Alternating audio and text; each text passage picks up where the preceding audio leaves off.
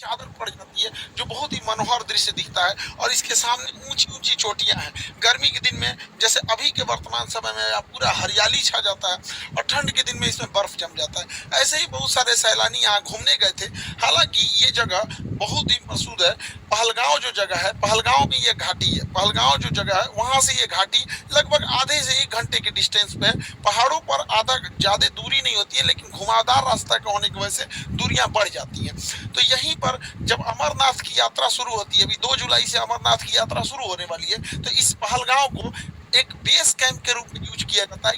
जो श्रद्धालु हैं वो श्रद्धालु वहीं है जो बेस कैंप के रूप में रुकते हैं ताकि बाबा अमरनाथ की दर्शन कर सके। यहीं पर बहुत सारे इस बार पर्यटक रुके हुए थे। सब पहलगांव से थोड़ी दूरी पर है। पहलगांव से ये आपका बैसरयान घाटी ये बहुत ही प्रसिद्ध है, लेकिन इसी पे कुछ आतंकवादी आए और उनको मार दिए सब, और इतने निर्मम तरीके से हत्या किए सब इन आतंकवादियों ने। पाकिस्तान के जन्माए इन आतंकवादियों ने भारत पर हमला किया क्योंकि इनके बाप की औकात नहीं है कि भारतीय सेना के पास आके लड़ सके। तुम्हारे अब्बा जो थे ना 93,000 हारे थे, साले तुम्हारे बाप भी उसमें शामिल होंगे।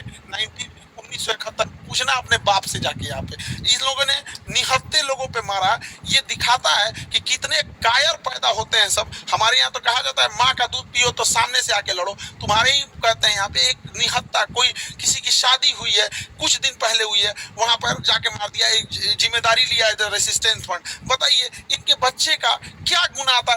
बताइए इनका बच्चा अच्छा मार्क्स लाया तो घूमने के लिए यहाँ आ गए। किसी की शादी 1 हफ्ते हुई है, किसी के हस्बैंड को मार दिया गया, वो कह रही है कि मेरे हमको भी मार दो यहाँ, लेकिन कह रहे नहीं तुम अपनी सरकार को जाके बताओगे। अरे सरकार को तो पता चल गया है, लेकिन हम लोग को जो है ना अभी इलाज होगा इसका अच्छा से यहाँ पे। बताइए इस महिला के साथ इसके बच्चे को मार दिया गया। जब इंडियन आर्मी पहुंची तो फौज के ड्रेस में आतंकवादी थे सब। ये महिला समझ नहीं पाई, फौज को देख के रोने लगी। इनको लगा कि ये भी कहीं आतंकवादी तो नहीं है, तो उन लोगों ने बताया कि हम इंडियन आर्मी से आपकी मदद करने के लिए आए हैं। अरे कायर हो, एक तो तुम निहत्थे पे हमला करते हो, उसके बाद से तुम इंडियन आर्मी का ड्रेस पहन लेते हो। यही ना तुम लोग की कायरपन है। खैर पड़ोसी की औलाद हो लोग, साले तुम लोग की तो इतनी औकात नहीं जो इंडियन आर्मी से लड़ सको। लड़े तो थे, एक बार यही हुआ था। हालांकि हम लोगों ने अभी ऑपरेशन टिक्का प्रारंभ किया है, रेस्क्यू ऑपरेशन चल रहा है। कुछ आतंकवादी मार दिए भी गए हैं, अभी आगे भी कार्रवाई चल रही है। लेकिन इससे क्या होने वाला है? अभी मोदी जी सऊदी अरब के दौरे पे थे, तब तक ये घटना हुई तो सऊदी अरब के दौरे को बीच में ही कैंसिल करके आए और एक सर्वदलीय मीटिंग भी बुला रहे हैं जिसमें कि पूरी तरह से निर्णय लिया जाएगा कि इसका क्या फाइनल इलाज किया जाएगा। लेकिन इस चीज को समझिए कि इसके पीछे हाथ किसका किसका हो सकता है। पाकिस्तानी ये कायर है। ये पाकिस्तान वालों पहले सुनो, ये तुम्हारा सेनापति ये सबसे बड़ा चोर आदमी है। लंदन में इसकी बहुत बड़ी प्रॉपर्टी है।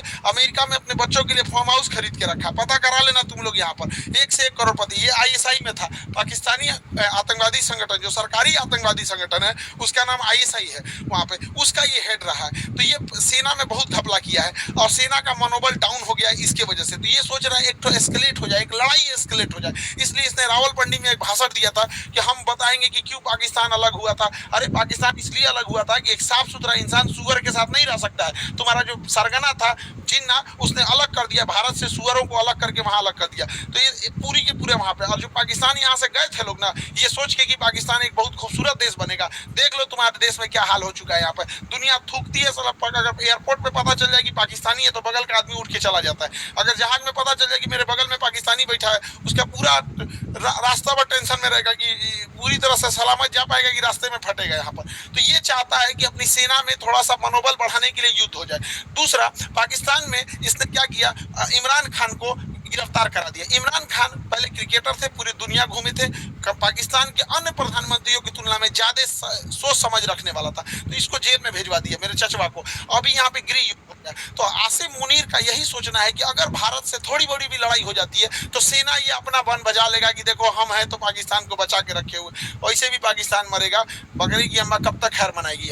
दूसरा एक और चीज है क्या है कि इंडिया चाइना और अमेरिका के बीच में जो ट्रेड वार हुआ है, तो चाइना के ऊपर 245% लगा दिया गया है टेरिफ, जिस वजह से बहुत सारे व्यापारी अब इंडिया की ओर मूव करेंगे। तो चाइना की भी चाल है, वो पाकिस्तान के थ्रू भारत में हमला करा रहा है ताकि बड़े व्यापारी इंडिया में इस मौके को न ले सके, क्योंकि जो बहुत बड़े व्यापारी होते हैं ना, जो करोड़ों करोड़ में डील करते हैं, 200 करोड़ 400 करोड़, तो वो देखते हैं किस देश में शांति है। इसलिए देखिएगा, सिंगापुर देखिए, दुबई देखिए, कोरिया देखिए, जापान देखिए, यहाँ हमेशा शांति रहता है, तो वैसे ही देखते हैं। तो चाइना को लगता है कि इसका फायदा कहीं इंडिया ना उठा ले, इसलिए जानबूझ के चाइना पाकिस्तान को उकसा रहा है। और देखिए, जब कोई इंसान भिखमंगा हो जाता है, पूरी तरह कंगाल हो जाता है, अपनी इज्जत खत्म हो जाती है, तो दूसरे को डुबाने में लग जाता है। यही काम पाकिस्तान कर रहा है। ये आतंकवादी आए और वहां पर्यटकों के ऊपर गोली चलाने लगे। आतंकवादियों के मंसूबे को समझिए, गोली मारे हैं उनके मंसूबा को समझिए। गोली मारने के बाद महिला को कहती है कि हमें भी मार दो, तो कहता है कि नहीं, तुम्हें नहीं मारेंगे, तुम जाके अपनी सरकार को बताना। मतलब इन्हें पता है कि ये सरकार को बात बता जाएगा। दूसरी बात, जाति धर्म पूछा गया, हिंदू हो कि नहीं, कलमा पढ़ो। और उसके बाद कोई लोग कह रहे हैं कि आतंकवादी का धर्म नहीं होता है। कलमा कौन धर्म का आदमी पढ़ाता है जी? हाँ, इतनों में आंख नहीं खुल रहा है यहाँ पे। एकदम शर्म लिहाज घोल के पी गए हैं, किसी के सामने निहत्थे को मार दिए हैं। इससे कश्मीर में जो सबसे बड़ी समस्या आएगी, हम लोगों को जब धारा 370 हटा था तो 5 साल लग गए ये चीजों को नॉर्मल पटरी पे लाते हुए। उसको 5 मिनट में सब रौंद के चला गया। साहब, कौन पर्यटक वहां जाएगा? पर्यटक जिनके पास ज्यादा पैसे होते हैं वही लोग। गरीब आदमी का मतलब पर्यटन मतलब कौन सी होता है? ननिहाल चल जाता है, पर्यटन मतलब हो गया नानी के घर घूम लिया, हो गया पर्यटन, हो गया है। लेकिन ये लोग जो जा रहे थे भारत के अन्य हिस्सों से, अभी उन पे क्या बीतेगी? पूरा मनोबल तोड़ के रख दिया। ये सब अपने मंसूबे में कामयाब हो रहे हैं। इससे क्या होगा बताइए? पहलगांव में ना कोई फैक्ट्री है, ना कोई इंडस्ट्रीज है, कुछ है ही नहीं है। पर्यटन से ही इनकम होता है। तो इन लोग की इनकम डूबेगी। जब इनकम डूबेगी, गरीबी आएगी, अनएम्प्लॉयमेंट बढ़ेगा। और यही पाकिस्तान चाहता है कि कश्मीर में भयानक गरीबी आए, क्योंकि जब गरीबी आ जाती है, इंसान के पास एकदम गरीबी आ जाएगी, तो फिर इंसान देखता है कि हमारा पेट कैसे भरेगा। अब यही पाकिस्तानी उन्हें हथियार थमाते हैं सब। तो एक और वो दिखाते हैं सर, देखो कश्मीरी तुम्हारे साथ है। आज कश्मीर वाले देखो तुम्हारे साथ कौन खड़ा है। अपने आप से पूछ के देखो ना कश्मीर वालों, कि अगर पाकिस्तान हमारे कश्मीर के पीछे नहीं पड़ा रहता, तो आज जिस तरह गोवा डेवलप है, आज जिस तरह सिंगापुर डेवलप है, ठीक उसी तरह से जम्मू कश्मीर भी डेवलप रहता। तो जम्मू कश्मीर के लोग तुम्हारे लिए सबसे ज्यादा खतरनाक है तो ये पाकिस्तानी है। और बिना लोकल के सपोर्ट के, बिना लोकल के चढ़ावे पे इतना बड़ा तो कोई हमला नहीं कर सकता है। तो खुफिया एजेंसी को भी इन लोकलों को भी खोजना पड़ेगा, वहां पे कौन कौन साथ दिया, क्योंकि वहीं कोई ना कोई होगा जो इतने बड़े घटना को, साजिश को, उन आतंकवादियों को ये रास्ता दिखाया होगा। वहां के लोकल लोगों की तो नौकरी चली गई, सब कुछ गया। अरे तुम्हारी नौकरी गई, इधर लोगों की जान चल गई। नौकरी बड़ा होता है कि जान बड़ा होता है जी? किसी भी इंसान का, परिवार का कोई सदस्य चला गया, लेकिन ओवरऑल एक देश की क्षति हो रही है। ये पूरी दुनिया इस पे क्या करेगी? दुनिया को क्या करना है वो तो देखेगी कि भारत एक अनस्टेबल है। कश्मीर के मुद्दा को दोबारा वो पाकिस्तान ऊपर की ओर बढ़ा रहा है। अभी भारत सरकार को इस पे सख्त एक्शन लेना चाहिए। पाकिस्तानी जो भारत में इलाज कराने आ रहे हैं, सबका वीजा रद्द कर देना चाहिए। भारत सरकार ने सार्क का वीजा रद्द किया है, जो बिजनेस के लिए आते हैं। कोई भी पाकिस्तानी को, चाहे हार्ट ट्रांसप्लांट हो, चाहे किडनी ट्रांसप्लांट हो, इंडिया में आने ही नहीं देना चाहिए, क्योंकि इंडिया में इलाज बहुत सस्ता होता है। आते हैं चेन्नई, आते हैं मुंबई, दिल्ली, इलाज करा के चले जाते हैं। बाहर में जाओ, सोच रहे तो नहीं, मरो वहीं पे जहाँ जाना है तुमको। एकदम कोई वीजा उजा, कोई इंसानियत मरौवत नहीं करना चाहिए यहाँ पे। एयर स्पेस तो हम लोग का बंद ही है पाकिस्तान का। एयर स्पेस की वजह से पाकिस्तान को बहुत घाटा लग रहा है, लेकिन भिखमंगों को क्या चाहिए? जीने के लिए तो कैसे भी जी लेंगे। सिंधु जल समझौता 1960 के तहत हम लोग सिंधु नदी तंत्र के 80% जल छोड़ देते थे। भारत ने अभी समझौते को सस्पेंड किया है। सस्पेंड करने से फायदा ये है कि हम लोग कभी जब मन तब सस्पेंड कर देंगे, जब भी इस तरह की घटना होगी। लेकिन सिंधु जल समझौते को सस्पेंड कर देना कोई इलाज नहीं है, क्योंकि इसके पानी को हम डाइवर्ट करके लेके कहाँ जाएंगे? इसके लिए हमें नया बांध बनाने की जरूरत है। तो बहुत सारे बांध, जब तक ये समझौता सस्पेंड है, बांध बना देना चाहिए और पाकिस्तान के पूरे पानी को रोक लेना चाहिए। और गर्मी के दिन में पूरा पानी रोक ले, और जब बरसात का समय आएगा तो पाकिस्तान तब तक तो गर्मी में पूरा जल चुका रहेगा। बरसात के समय आएगा जब पूरा लबालब होगा, तो बांध खोल दे, एगो सुखा के मारो, फिर दहवा के मार दो। यहाँ पे दोनों करना पड़ेगा। इंसानियत को लांग दिया है पाकिस्तान ने।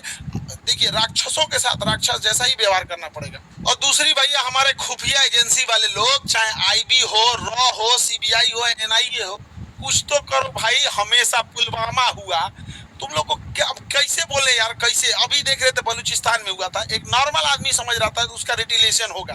ये क्या इंटेलिजेंस आता है हम लोग का? पुलवामा हो जाता है, संसद पर अटैक हो जाता है, ताज होटल पे हमला हो जाता है, अमृतसर पे हो जाता है, पठानकोट पे हो जाता है, क्या हो रहा है? उरी पे अटैक हो जाता है। अरे कभी तो पहले इंटेलिजेंस लाया जाए। हम मानते हैं कि इंटेलिजेंस बहुत लाते हैं आप लोग, लेकिन थोड़ा और एक्टिव होने की जरूरत है। मोसाद की तरह होना चाहिए, CIA की तरह होना चाहिए, चाइना की एजेंसी की तरह होना चाहिए। वहाँ और जरूरत है इस चीजों को। भारत सरकार को इस पर और संजीदगी से कदम उठाना चाहिए। और इस हमले के बाद केंद्र सरकार एगो सर्जिकल स्ट्राइक करेगी। देखो सर्जिकल स्ट्राइक जरूरी है, लेकिन सर्जिकल की स्ट्राइक कोई इलाज नहीं है। सर्जिकल स्ट्राइक हमेशा सेना करते रहती है। 50 गो आतंकवादी मार देंगे तो क्या भरपाई हो जाएगा? हमारे 28 मासूम लोग मारे गए, इसकी भरपाई 50 गो सैनिक। 50 गो मतलब क्या होता है? पाकिस्तानी एगो मिलकर 50 गो जन्म दे देगा।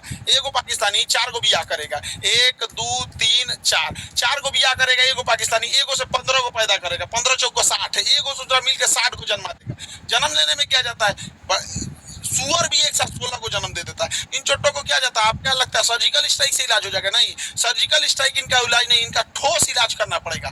24 करोड़ लोग हैं पाकिस्तान में। जब 24 करोड़ को समझ में आएगा ना, तभी होगा। इन सब भूखे प्यासे मार देना चाहिए, नेवल ब्लॉकेज करना चाहिए। पूरे भारत के लोगों से कहते हैं अपनी सरकार पे इस बात दबाव बनाया जाए कि ये पाकिस्तान है, इसकी जो नौसेना यहाँ पर, इसकी जो नेवी है यहाँ पर, ये वाला समुद्र में यहाँ नौसेना लगा के ब्लॉक कर दिया जाए। अगर हम नेवल ब्लॉकेज कर देते हैं तो इसकी पूरी सप्लाई लाइन कट जाएगी। पाकिस्तान कहीं से सप्लाई नहीं दे पाएगा नेवल ब्लॉकेज होने की वजह से। और पाकिस्तान के बाद जो पेट्रोलियम भंडार है बस 9 दिन का है, 9 दिन के बाद इसके पास पेट्रोलियम खत्म हो जाएगा। तो नेवल ब्लॉकेज लगने के कारण इसके पूरा पेट्रोलियम खत्म हो जाएगा और हम लोग कहीं ना कहीं ये लंबे समय तक ऊपर से यहाँ पे सिंधु जल समझौता सस्पेंड करके नीचे से नेवल ब्लॉकेज कर दे। और दूसरा क्या है कि आतंकवादियों को कहते हैं कि तुम लोग धर्म का नाम लेके यहाँ पे जो आतंकवादी घटना करते हो, यहाँ के रहने वाले लोगों को क्या होगा? और मुस्लिम समाज से कहते हैं कि एक अभी जो जुमा का दिन आ रहा है, फ्राइडे के दिन, वहां से भी यहाँ पे सारे लोगों को एक होने की जरूरत है। वरना हम लोग को या जो भी एक साधारण व्यक्ति है इन चोट्टो पाकिस्तानियों की गुनाह का सजा सबको मिलने वाला है। लोग क्या किस नजर से देखेंगे हम लोगों को? क्या तरीका है यहाँ पर? तो हम लोगों को भी खड़े होने की जरूरत है। जब इजराइल में हुआ था, इजराइल में गाजा में जो हुआ था, छोटे बच्चे को मारा गया था, वो भी गलत था। यहाँ जो हुआ ये भी गलत है। उसके लिए खड़े हुए थे तो इसके लिए भी खड़े होना पड़ेगा यहाँ, तब देश होगा। वरना कितना बुरा कलंक पोत के चला गया है पाकिस्तान के। 2 लौंडे आए, सब यहाँ गोली चला के चले गए। बनी बनाई इज्जत मिट्टी में मिल जाती है। एक अब्दुल कलाम होता है, एक वीर अब्दुल हमीद होता है, और यहाँ डेली 2-4 को निकल के इस तरह कश्मीर में घटना करेंगे। सब किस नजर से देखा जाएगा? हम लोग का रेपुटेशन कहाँ जाएगा? इसलिए एक सामूहिक जिम्मेदारी बनती है कि इसे कंडेम किया जाए, इसकी घोर निंदा किया जाए यहाँ चीजों को सामूहिक तौर पर। और पूरे भारत के लोगों से कहते हैं, चाहे हम तो अपने शिक्षा जगत में हैं, तो हम तो अपने शिक्षा जगत से हर एक टीचर से भी उम्मीद करते हैं, उनसे भी आह्वान करते हैं कि अपनी सरकार पर इस बात का दबाव बनाया जाए कि यहाँ से नेवल ब्लॉकेज होगा यहाँ से, ताकि यहाँ से कोई भी पाकिस्तानी शिप अंदर नहीं जा सकता है, ताकि 9 दिन के अंदर इसका पेट्रोलियम खत्म हो जाए। और ऊपर से सिंधु जल समझौता सस्पेंड कर देना चाहिए, ताकि कोई पानी न जा पाए और गेहूं की धान की फसलें न बोल पाए। और बरसात के समय इसे छोड़ दो, इधर दहवा के मार दो, इधर बंद करके मार दो, तब तक जब तक इनको समझ में नहीं आए। वरना ये जो है सब ना पागल हो गए हैं सब, इनका कोई इलाज नहीं है। मानवता की हद लांघ दी है सब। किसी का धर्म पूछ के मारा जाता है किसी को। इंसानियत नाम की चीज है कि नहीं? जिंदा है सब इंसानियत। कोई क्या सोचेगा यहाँ पे जी? पूरे कौम को बदनाम करके रखा सभी पाकिस्तान। अगर पाकिस्तान को मिटा दिया जाए तो आधा दुनिया शांति से सोएगा। कम से कम एशिया में तो शांति जरूर आ जाएगी। हम सरकार से भी आग्रह करते हैं कि सर्जिकल स्ट्राइक जैसे झुनझुना से पाकिस्तान सुधरने वाला नहीं है, इसको बेत मारना पड़ेगा।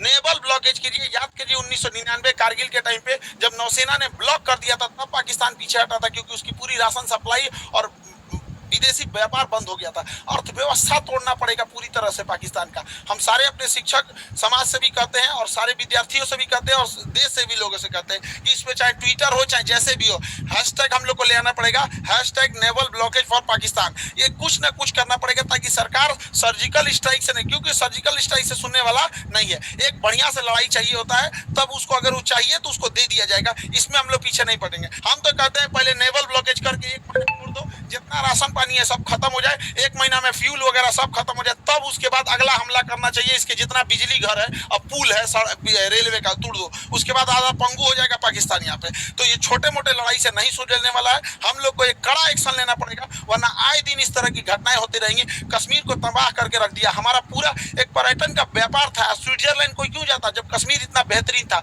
कोई कश्मीर के लोग सोच के देखो, तुम्हारा सच्चा दुश्मन कौन है? कश्मीरियों को बदनाम करने वाला कौन है? यही पाकिस्तानी। तुमसे तुम्हारा रोजगार छीनने वाला कौन है? यही पाकिस्तानी। अरे घर बैठे पर्यटक जहाँ होते हैं वहां पे लोगों की इनकम होती है। गोवा में जाके देखो, वहां के लोगों को घर बैठे इनकम हो जाती है। कोई स्कूटी रेंट पे लगाया, कोई होटल। ऐसे आतंकवादी घटना होगी तो क्या होगा? कश्मीर के लोगों से भी कहते हैं कि सामूहिक रूप से बाहर निकलिए और ये वहां पे विरोध दिखाइए, ताकि वो विरोध इस्लामाबाद, लाहौर, कराची तक दिखना चाहिए कि कश्मीरी भी इसके विरोध कर रहे हैं। अन्यथा इसका भुक्तभोगी सबसे बड़ा कोई होगा तो आप होंगे लोग यहाँ पर। कोई कौन भुगतेगा? जो लोकल लोग भुगतते हैं वहां पे अगर कोई घटना होती है तो। अब मारने की रही बात, हम लोग तो चुन चुन के मारेंगे लोग, चाहे वो किसी भी बिल में घुसे रहे लोग। 1971 मत भूलो पाकिस्तान, तुम्हारा एक टुकड़ा करके बांग्लादेश किए थे, अब अगला नंबर बलूचिस्तान का है। और सरकार से भी कहते हैं जिस तरह मुक्ति वाहिनी का खुला समर्थन करके बांग्लादेश में बांग्लादेश बनाया गया था, उसी तरह बलूचिस्तान लिबरेशन आर्मी वाले को, बीएलए वाले भाइयों को, पूरे बलूचिस्तान वाले लोग को कहते हैं पाकिस्तान से अलग हो जाओ, हम तो आपके साथ हैं। जैसे मुक्ति वाहिनी के समय 1971 में साथ दिए थे, उसी तरह एक पाकिस्तान का दोबारा टुकड़ा होगा यहाँ से और बलूचिस्तान का निर्माण होगा, पाकिस्तान में जैसे इधर का निर्माण हुआ था। वरना अगर हाथ पे हाथ रख के बैठेंगे तो ये इलायची दाना बराबर बांग्लादेश, जिसको हम लोगों ने जन्म दिलाया था, ये आज हम लोग को आंख दिखा रहा है। ये पाकिस्तान आंख दिखा रहा है। इसे हाथ पे हाथ रखने से नहीं होगा, यहाँ पर एक कड़ा एक्शन लेना पड़ेगा। ये आतंकवादी किसी के नहीं हो सकते हैं। इन्हें कोई अगर अपना समझता है तो सबसे बड़ा बेवकूफ है वो है, क्योंकि सांप पालिएगा तो काटेगा ही काटेगा। ऐसा नहीं कि केवल आपके पड़ोसी को काटेगा। जब ये पहलगांव में ये घटना हो रही थी तो उस समय सैयद आबिद नाम का एक घोड़ा चलाने वाला व्यक्ति, कितना ही पैसा कमाता होगा, घोड़ा चलाने, इसकी बहन रोक रही थी कि आप मत जाओ, लेकिन ये बेचारा गया वहां पे। और जब आतंकवादियों ने लोगों पे गोलियां चलाने लगी, इतना बहादुरी अपना घोड़ा छोड़कर आतंकवादियों से हथियार छीन लिया, कहा कि ये हमारे कश्मीर के मेहमान हैं, इन पे गोली मत चलाओ, हथियार छीन लिया। एक सैनिक ना होने के बावजूद इसको इतना हिम्मत था, छीन लिया, लेकिन दूसरे आतंकवादी ने इसे भी गोली मार दिया।